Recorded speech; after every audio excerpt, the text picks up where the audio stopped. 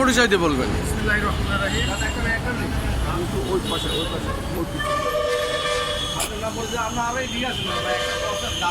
বিসমিল্লাহির রহমানির রহিম। আমি মোহাম্মদ লিয়াকত আলী। আমি এসছি ফরিদপুরের নগরকান্দা উপজেলা থেকে।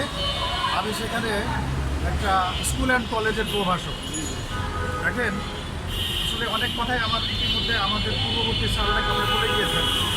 আমি প্রথমে আসলে আপনাদেরকে ধন্যবাদ দিতে চাই যে আপনারা প্রায়ই আমাদের এই খবরগুলোকে আপনারা কালেক্ট করেন, সংগ্রহ করেন, জাতীয় মাধ্যমগুলোতে প্রচার করেন। এজন্য আপনাদের আমাদের অন্তঃস্থল থেকে আপনাদেরকে ধন্যবাদ। দেখেন, নন এমপিও যে শব্দটা, এই শব্দটা মানে খুবই একটা অভিশপ্ত শব্দ। আপনারা জানেন যে আমরা প্রায় 10-12 কেউ 15-20 বছর যাবৎ এই নন এমপিও অবস্থায় আজও চাকরি করে যাচ্ছি, আজও শিক্ষাদান করে যাচ্ছি।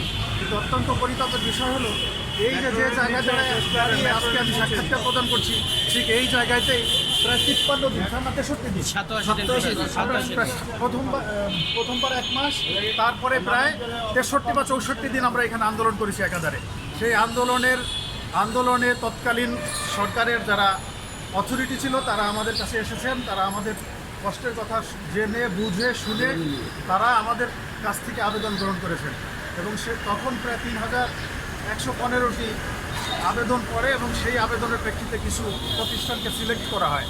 কিন্তু আমরা দেখছি যে একটা নির্বাচিত সরকার ক্ষমতায় আসার পরেও, জনাব মাননীয় প্রধানমন্ত্রী তারেক রহমানের সরকার ক্ষমতায় আসার পরেও এই এমপিও দিতে তারা গড়িমসি করছে। আমি জানি না তাদের কী উদ্দেশ্য। আপনারা জানেন যে দেখেন, আমরা আজকে আমার পূর্ববর্তী স্যার বলে গিয়েছেন যে আমাদের কারো বয়স 50+।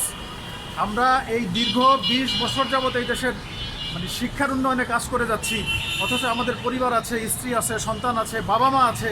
দেখেন, আমরা ঠিকমতো ঈদটাও পালন করতে পারিনি।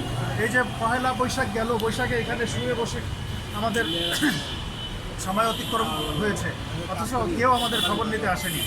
আমি আপনাদের মাধ্যমে সংশ্লিষ্ট কর্তৃপক্ষের কাছে সুনির্বন্ধ অনুরোধ জানাই, ওনারা যেন আমাদের প্রতি একটু হইলেও দয়া পরামর্শ হয়ে আমাদের যেন অনতিবিলম্বে